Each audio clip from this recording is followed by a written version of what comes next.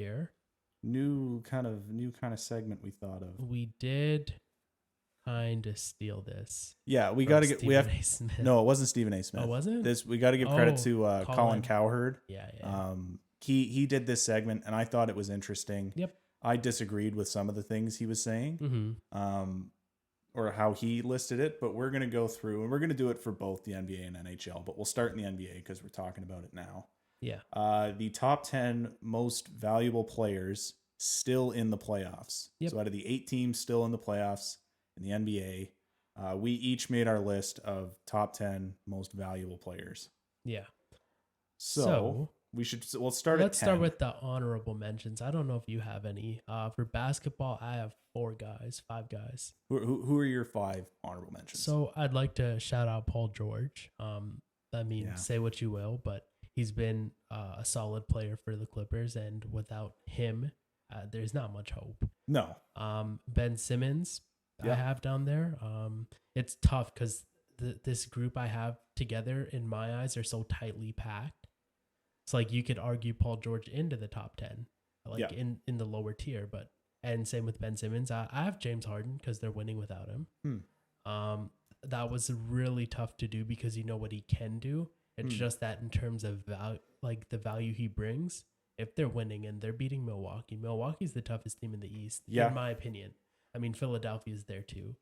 But I prefer Milwaukee over Philadelphia. Anyways, they're doing what they're doing without James Harden to a top 3 team in the East. It kind of takes away from how important I see him to be to that team. I have DeAndre Ayton at 12.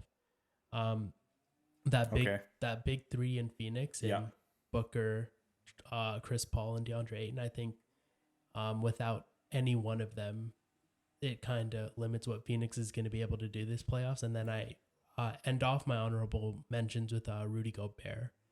Okay. Again, it's the same situation where without Rudy Gobert, Utah's not going anywhere. All but one of those guys would be honorable mentions for me. I would have to add Chris Middleton. Yep. I have Chris Middleton. He'd be my 11th guy. I wanted to put him in the top 10. I just couldn't at this point. Yeah. He's having a fantastic playoffs, and I don't think Milwaukee is where they're at right now without him. No. He's really stepped up as the number 2. That's what's tough is like all these guys, like there's a lot of people there's a lot of good players still in, and it's hard with 8 teams. Yep. Well, let's roll off. Who's at your 10 spot? I have Joel Embiid at 10. Okay. I think Philadelphia is a deep team. Yep. But I think without Joel Embiid's heart and passion for winning, along with his stellar play, he was an MVP candidate this season. Yep.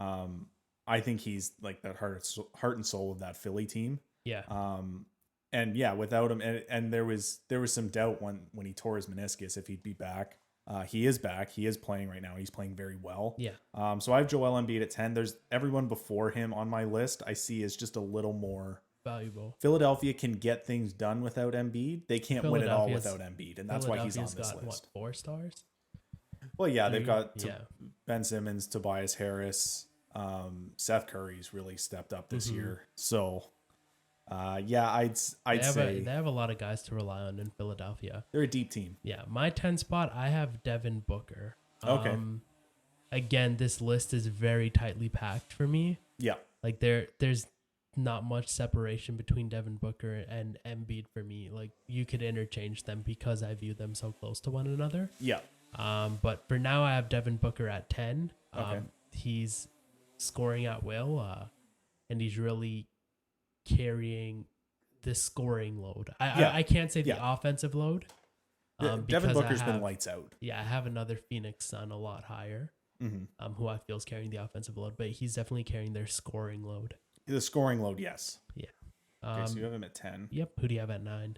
At 9, it may ruffle some feathers, but I have Giannis Antetokounmpo. Okay. At 9. And I think it's Coward didn't even have him on the list. No, he didn't have him on the list. And I was toying with it because at first I saw Colin Cowherd release his list, and I thought, that's funny, a guy that just won back-to-back MVPs and Defensive Player of the Year last year. Yeah. how could you keep him off the list? And he is right. He has struggled in the past to play in the fourth quarter. That was his reasoning. Yeah. However, I still think if Giannis shows up in the fourth quarter, he's that much more valuable. Mm-hmm. And I think he's lower on this list for me because of how Chris Middleton and Jrue Holiday have played this year. Yep. There's a lot more options. If you told me this last year, I probably would have had him top 5. Yeah. Because Middleton hadn't necessarily stepped up and they didn't have Jrue Holiday. No. So they have a legit big 3 there, it looks like. Whether you consider Jrue Holiday or Chris Middleton worthy of a big 3. Yeah. I think at this point you have to. They've Yeah. played so well this playoffs. But that's why I have him low. He has help now, so he's a little lower. But yeah, if he performs in the fourth quarter, it's lights out. Okay. My 9 spot's Kyrie Irving, and it's tough because they have the best big 3, and they still have depth in Brooklyn. So Kyrie, yeah, in terms of skill, that's what's tough here. Is I'm looking at value, right? That's what this list is, not who's playing the best basketball necessarily. Because if Harden comes back, they don't need this much out of Kyrie. Yeah. So that's my argument there. It's interesting because, I mean, I'll just say it now. I don't have Kyrie on my list. Oh, okay. He'd be an honorable mention for me. Yeah. Because I just think that there's more pieces there, and the fact that he can't really play defense. Mm-hmm. I think really diminishes him, and especially he's not the playmaker anymore. Like last year, Kyrie Irving was. If it was this last year, they didn't have James Harden. I'm mainly giving props to what he's doing now. Yeah. Because if Harden's there and Kyrie isn't, I'm not entirely sure how that would look. Yeah. Again, Harden has significantly grown as a facilitator. Mm-hmm. And he can play defense when he wants to, which Kyrie isn't as strong at, but Kyrie doesn't turn the ball over. He doesn't, and he does not turn the ball over. But I have a hard time picking three guys from one team in a top 10. Yeah. Well, I don't have Harden in my and you don't have Harden in yours, so it's the same thing. I don't have Kyrie. Okay, fair enough. At 8. The NBA MVP, Nikola Jokic. Yeah. I think Denver doesn't have the wheels. They don't have the legs to move past Phoenix right now. And that's because Jamal Murray's not there. Yep. I think if Jokic isn't there, then it's just not even a competition at this point. Mm-hmm. Jokic is good enough to steal a game.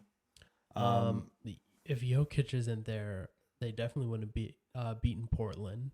No. They really go nowhere because it's kind of like the Raptors with Kawhi. Yeah. The Raptors in 2019. The Raptors don't go anywhere without Kawhi. No. Denver doesn't go anywhere without Jokic. No.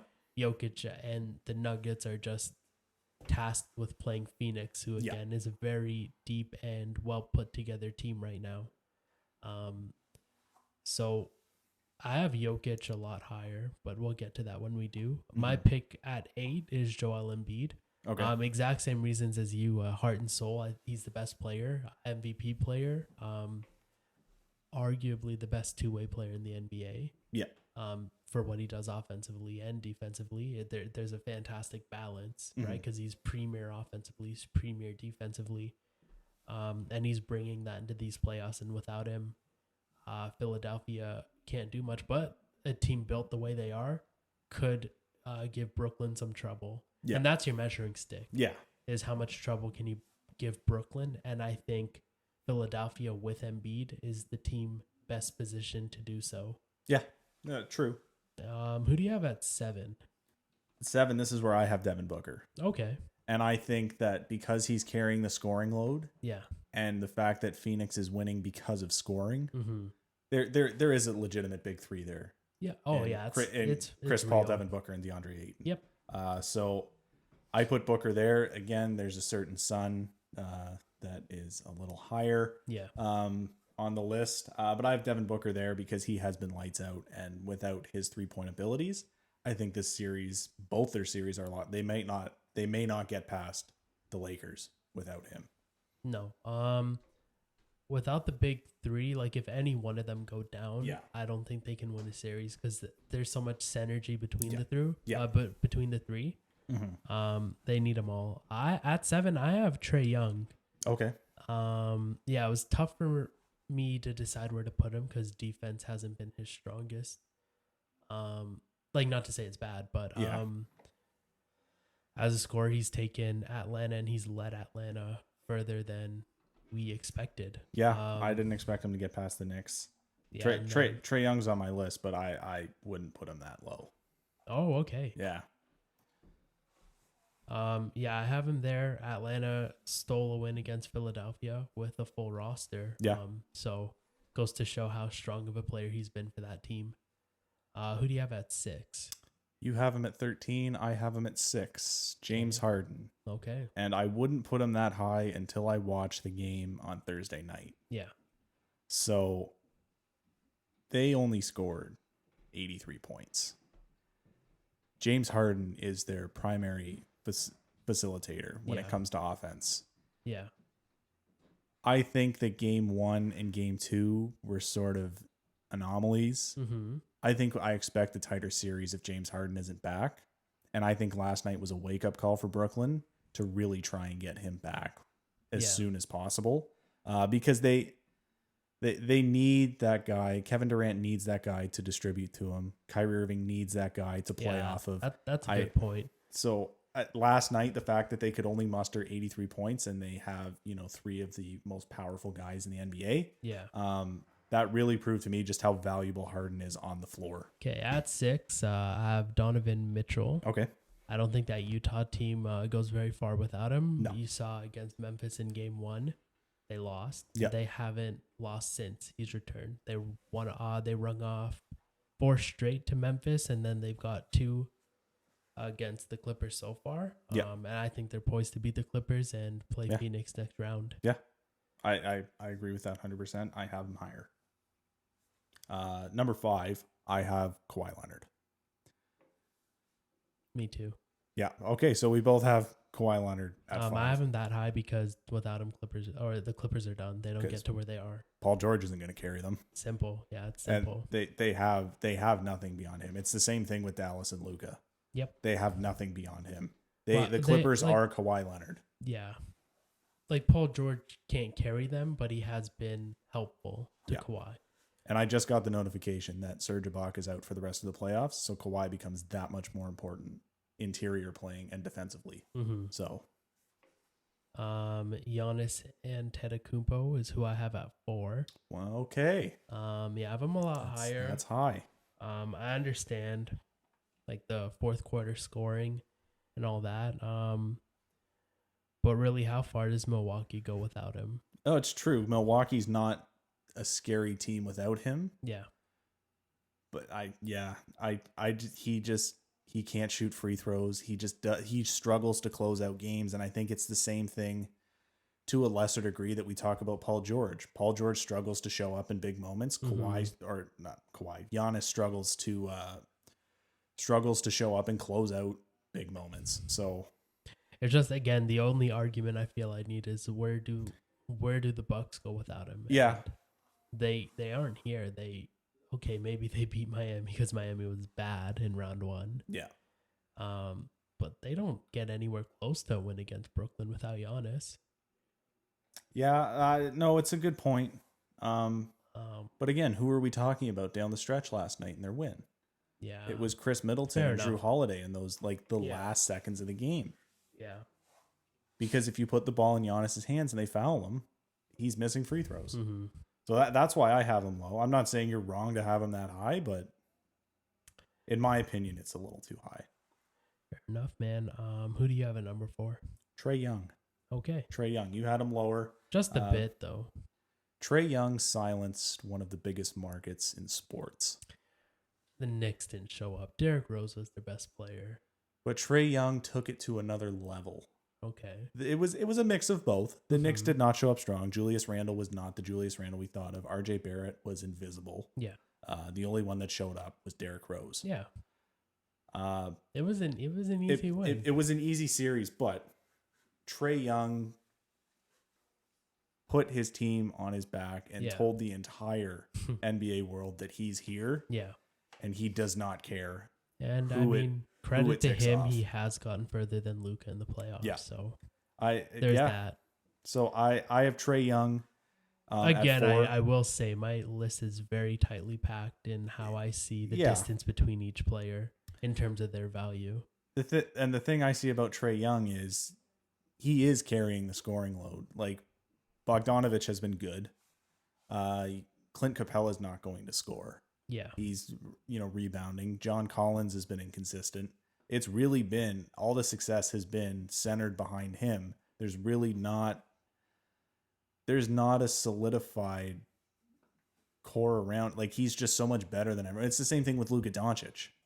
Doncic is just so much better than everyone around him. So that's why I have Trae Young at 4. He's just that good. Fair enough. All right. Who do you have at number 3? Donovan Mitchell. Okay. Donovan Mitchell, where's the secondary scorer behind him? Like That is true. Jordan Clarkson's probably their next best secondary scorer. And Mhm. normally if you were to tell me that Jordan Clarkson is your second best scorer, I'd say you should not be where the Utah Jazz are right now. Yeah. They shouldn't be this high, but they are. And it's because Donovan Mitchell is so vocal on the floor. He knows how to run everything. He knows where everyone needs to be. Yeah. He knows he is, a leader's leader out there. And like you want to look at that backcourt and say, oh, he has Mike Conley. Yeah, he does. But Mike Conley isn't what everybody thinks he is. No. No offense to Mike Conley. No, but Mike Conley was out. Mike Conley was out in game 2 against the Clippers. Mm-hmm. They won pretty handily. Yep. Donovan Mitchell was out game 1 against Memphis. They lose to a team that had to win in the play-in. Yeah. They were not a top 8 team in that conference. So Donovan Mitchell is the Utah Jazz team. That's fair. Yeah, it's tough because Donovan Mitchell is the best player on a deep team. Yeah. So the reason why I have him lower is because the guys I have above him are the best players on bad teams, minus a couple. So the next guy I have at 3 is Nikola Jokic because okay. Denver goes nowhere without him. No, it's true, and we talked about that. Same thing. I view him.